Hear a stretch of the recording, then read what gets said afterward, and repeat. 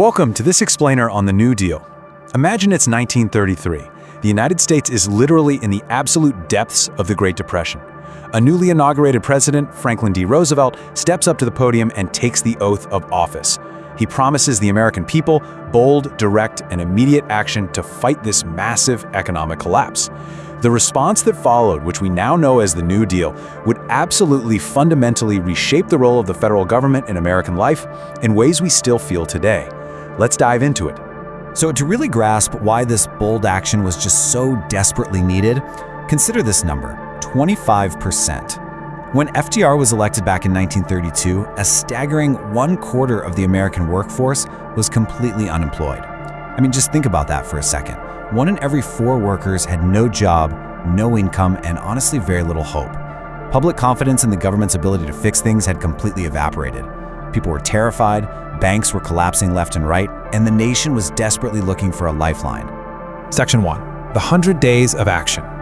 The very moment Roosevelt took office in March of 1933, his administration launched what historians famously call the 100 Days. Now, because the sheer panic of the era was so absolute, the government just couldn't afford to pick one single problem to solve. They had to address the crisis on multiple fronts, all at the exact same time. They attacked banking failures, they went after plummeting agricultural prices, and they tackled soaring unemployment, all at once. It was like they were throwing everything they had at the wall just to see what would stick and stop the bleeding. And the breakneck speed of this legislation was totally unprecedented, starting with the 1932 election and then moving immediately into the whirlwind of those 100 days in March 1933. The momentum just didn't stop.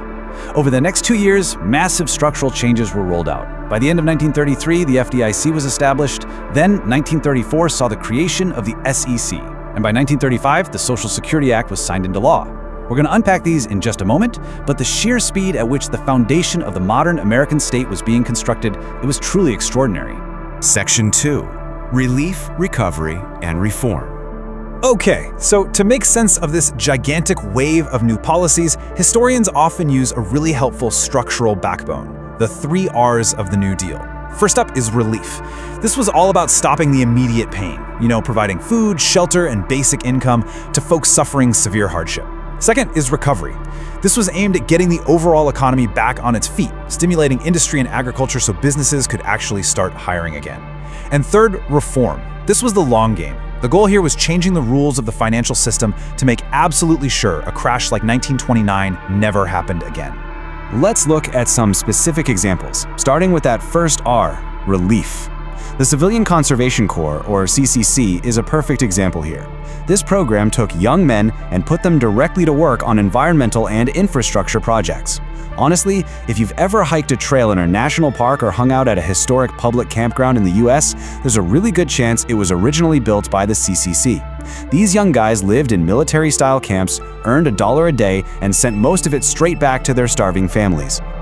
Another incredibly massive relief and recovery effort was the Works Progress Administration, better known as the WPA.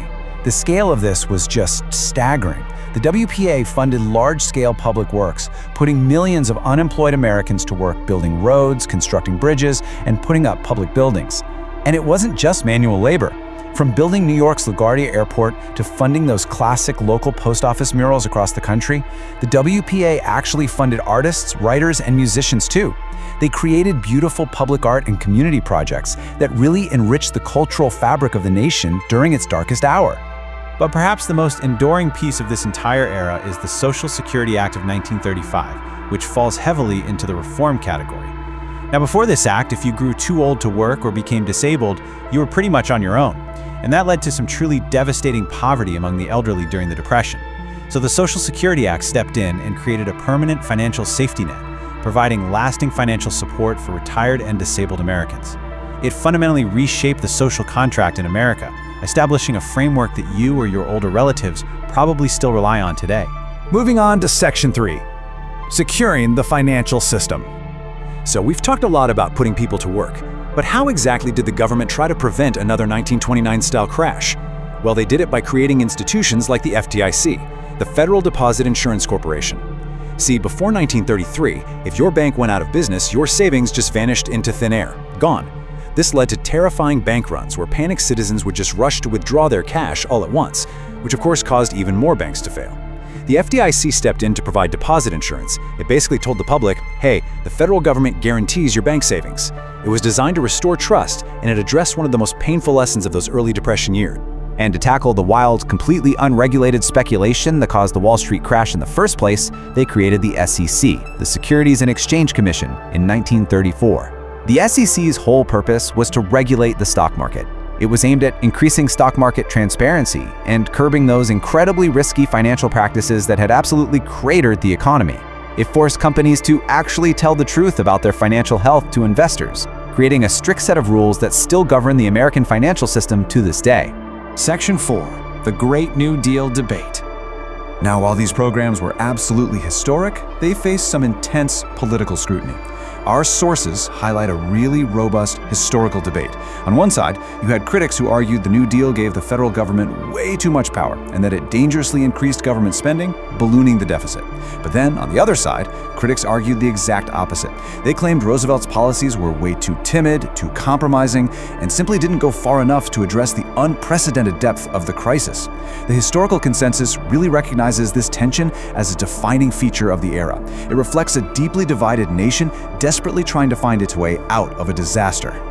And this debate wasn't just playing out in newspapers and living rooms either. It reached the highest court in the land. The Supreme Court actively pushed back against the Roosevelt administration. In fact, several early New Deal programs were struck down entirely, deemed unconstitutional. The court ruled that the federal government was severely overstepping its legal bounds. Naturally, this led to immense political friction and a massive, high-stakes constitutional showdown that completely defined FDR's first term.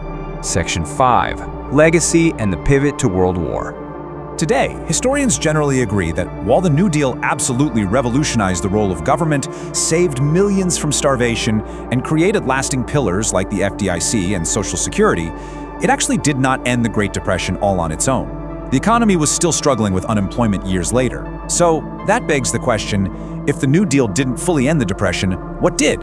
What finally pushed American industry into full, roaring economic recovery? Well, the answer lies in the massive, unprecedented industrial production demands of World War II. But the story of how the tragic attack on Pearl Harbor abruptly shifted a struggling nation into the arsenal of democracy? Well, that is a topic for our next Explain.